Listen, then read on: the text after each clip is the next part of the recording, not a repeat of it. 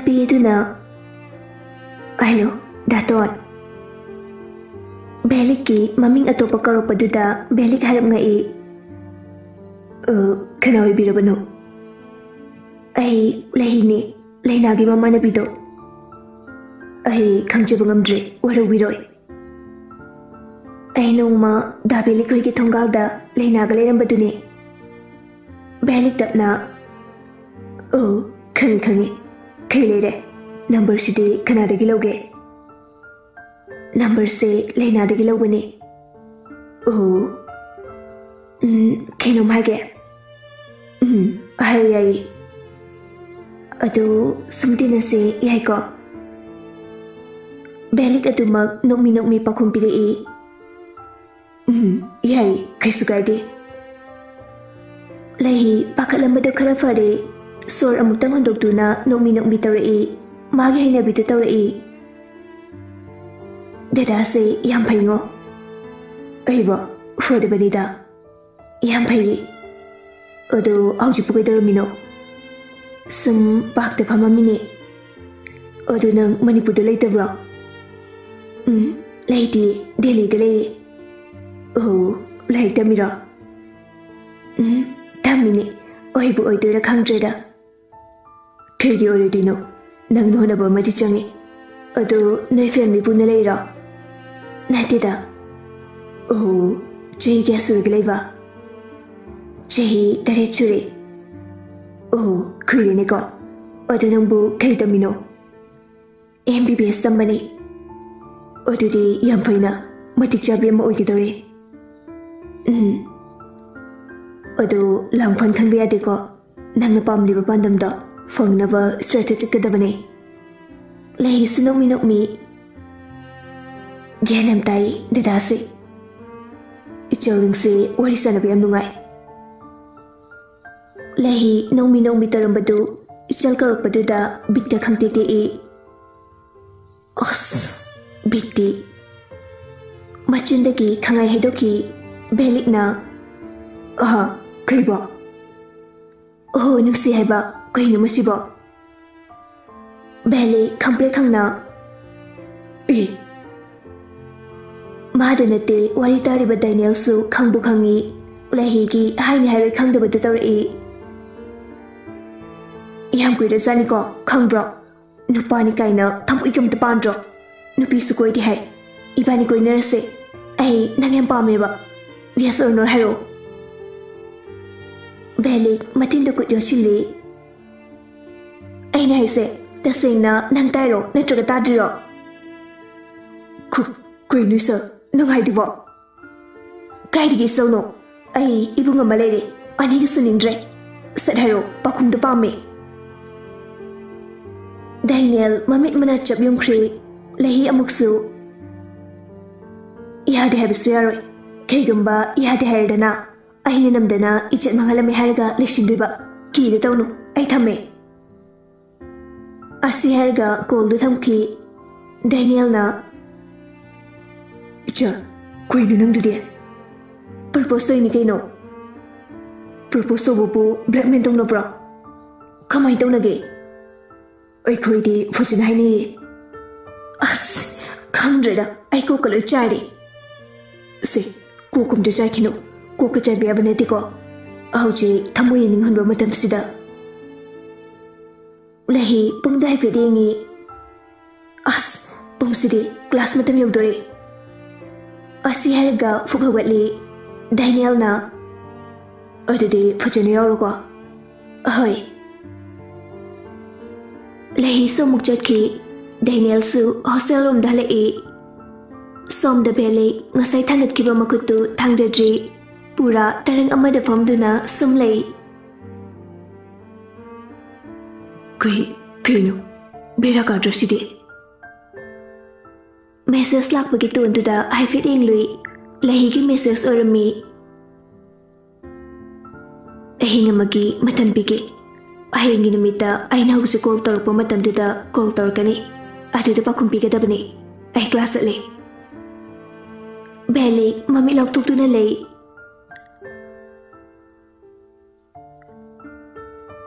Somda nganba Thoremba amadi Richard Belik na call tor pangari. Kuino uskuino warisani subu konawi jano. Nganba na oi pumse atre coaching jalage oren sanarse. Richard na oi nang subajana sa thoro. Call du thamnakre amadi ngasai deki phibam hongdri moining aramne haibagi asaga leiba nate. Sachinna Nana Kidore Belik aduga taba nate ungduna sumpamli. Sachin ngakna Belik masadu paiduna Nana Belik ikhang na Ohaige Sachin ngakna Kuino ohaige bo Kuino ni tamo nang ingonda kindai dry set Nangi durga ba Nanaw nupi Wado mo chaplep ki Sachin ngakna Kui nanaw nupi ba Belik na Ay chale Asi haraga chen ki Sachin ngasi Belik ki matawdo ngakchana na yingduna lehewi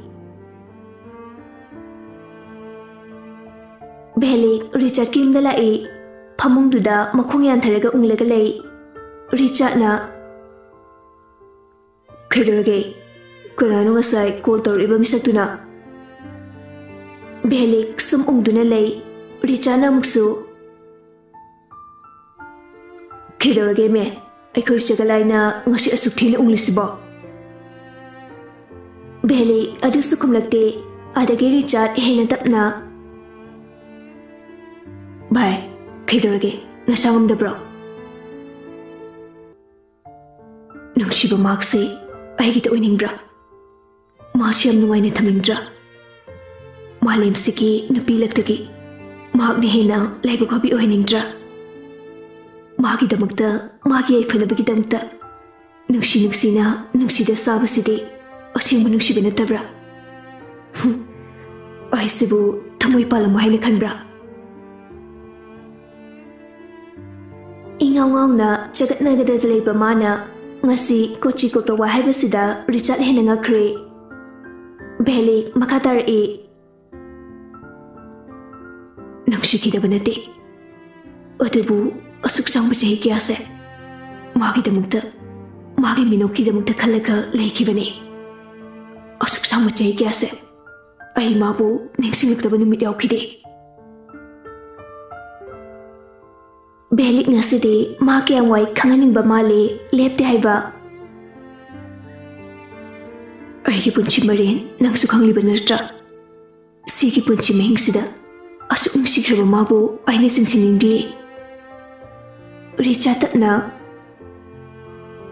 Belik nang gedorge Kunabuno nang nanung sirise Jahi kiyagi mamangta ukiba Aikoy thonggalda hei klakpa lehi haidi lehnagi marupne tawadu nadra mane call do leida Belik Richard induna lehi ne Richard hena ngakre asuk song bajahi se kem hadraga ngasi Belik seres takai taram laga tap na mukjagalai Thamoida maigi chingphumba ngamdri aduna egi thamoida thome Osingbagi kayarino Migi nuksi wari du noida sumiraga layo haira Belik fana warsu nungai tukpa yamna hai Magi asigi mong sidani mabu kananasu wai khangdaba Magi mong sidani Ma fataba wakal khandriba Richard na Asuk luna waharim naga amu higat pangami Aigi jinse Jintuk taba nimita ay sidune Aidi Asing mani kibra Kiyam kaluna tamnaragani Kuino fusinam tayo da Belik lahiga sana kiba warisingdu Richard talida na kangali Richard na Kuino beradi Ado yam jamri male नुपादो propose तौबसे सुमाइन तौनो जालो बेलिक उसितना थौनो बैनि हाइसे अदुदि group दा hyphae चंगसे पाउ तमगे हारा तमोदुदि आइथो अरोगे ngasidi ikaba Richard belik po khompang na kawr e ay nai ne ikai kai na sakta mukna belik sutuna anabadu khangli Richard group te changduna belik ki news tu miyam da phongdok na bot nei khubi ani duna ai belik nupi na purbo sore belik nupi phangi dore tharem bana ai yam nungai ba pauni dudi Oren nganu lese belik na nangsu nupi na propose to pada legide aduna isu leiroi tharem bana adude aidi se yeng bubu kibana tro oren se male yeng bubu bige Richard na nganu chabana fanida tharem bana charosi amasi dawana yan kisi Richard na ayang pakumbi bakanda ekosu kite ogjage belik na amupa meira ado warido aingonda sufajana liudana nawalode itu mangauti noknage hairo itu do natuni haning bagi asam mala iraba ai gi fojabigi laireme malai ko gendao Richard na Krino Nangi nupi thagat na galerabo later ba kugisu krekalo Belik hai ni hari kangdana nungsi leidudi message adu ubada Richard belik te fating lai belik sunoksi lai adagi di Richard proper paisilagtuna hektane li Krino naime Richard na amtiam tunko oiba Beli group ta mukjang e tharem bana hemandro nangi sidi group ni se nangi muchu upang nai debudo tong na bana troina Beli message adu kakhatli tharem bana ai landor abo kakladi Belik na nungai de na tobi bai wanida Richard na khongpang na kawpagi sticker ma thajile e ai Toy dine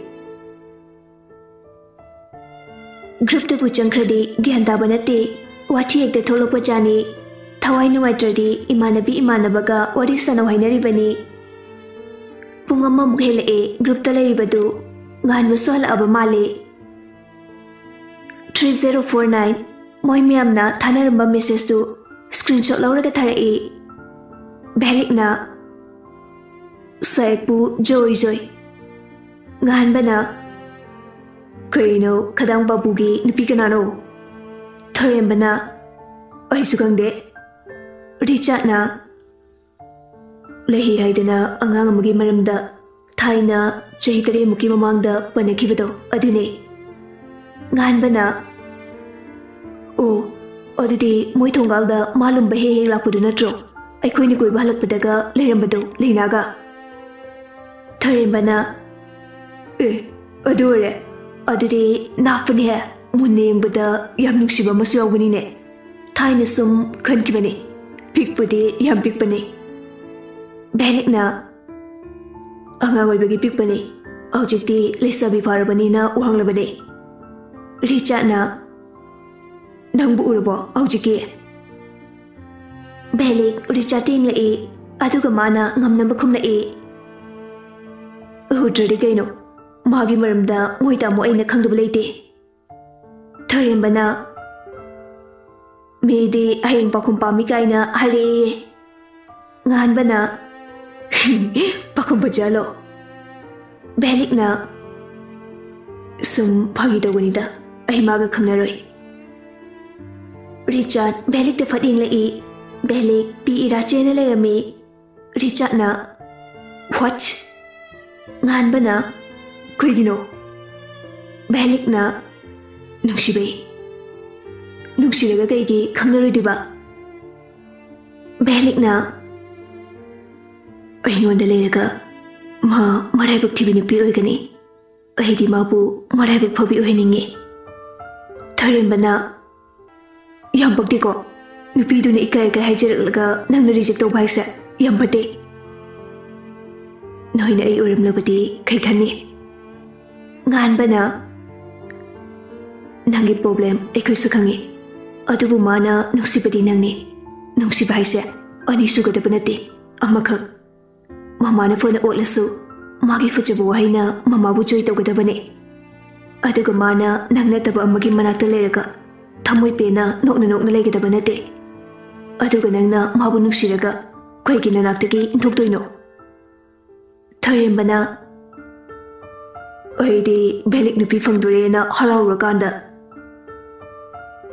बेलेग पाखुम अमदा पिरक्ते फुगवतखि रिचाटना क्वाइदनो चलगे अदु हरमलगा चटपा हौखि ग्रुपता असमना सरमी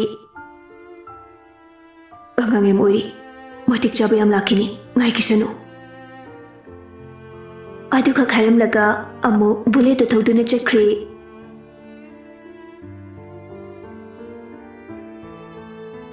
सोमदा लही हलकलगा coffee सेमदुना थकना थकना लारिक अमा येंगली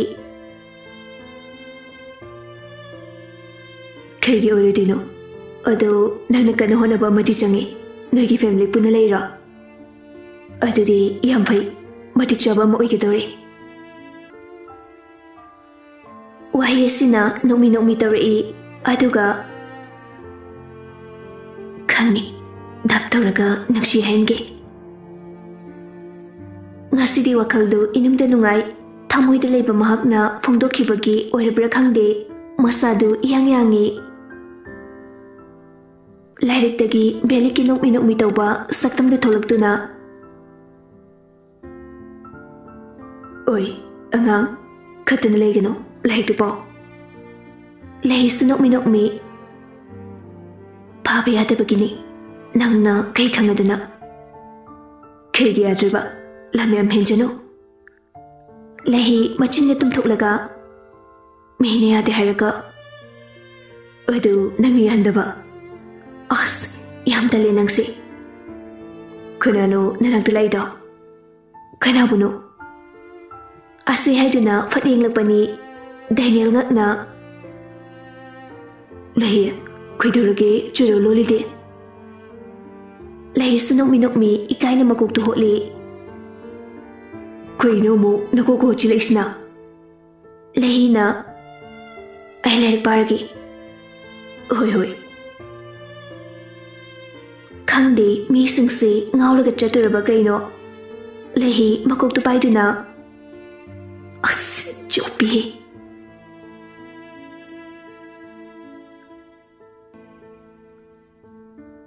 nungsi pi sana Daniel ne he klapda nungsing lai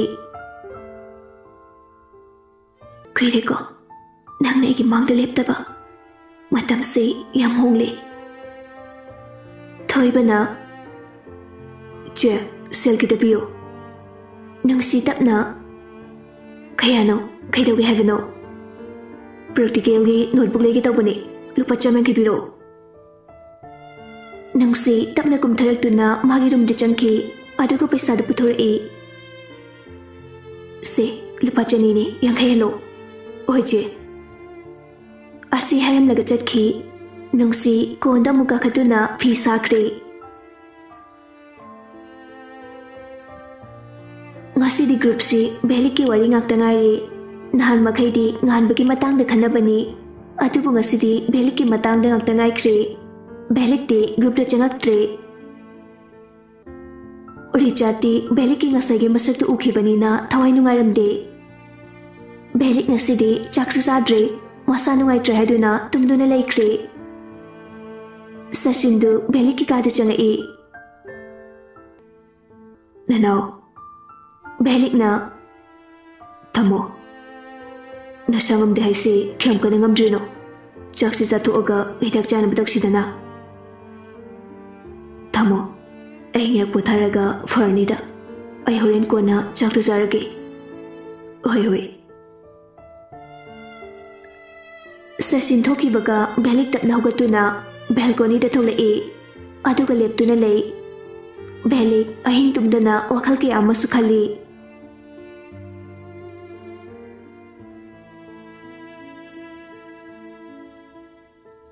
Mathangi numitni lahina haikibagi matung ina ngarangi matamda yarupada Richard amadi Thoremba laktuna warita dogi lei Belikna Queen nui dushna Thoremba na Udro pungyadano ngurang kol torambado Khongde Richard na khangamoina yai chalo noini kadi aron boy sanage haino noini se yaware tanja duda koldo laksili anidu mami laktutuni ngai lehi haraga red love ki sticker ama haplaga save tawudu ubada anidu haifet ingnaraga noi Belik haifet yengi receipt tawde matawduda aniduna Kuino paikhape atro Belik suktuna tapna receipt tawi anidu manadu napsilai taduigi Belik na inthore adubu anidu amuksu napsilai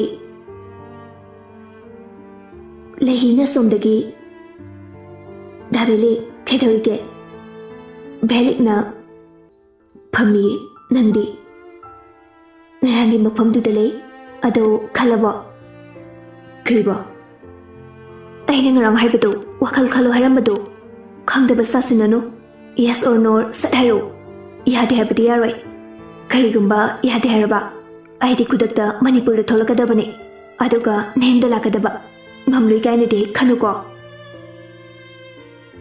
Richard amadi Thoremba tumina noi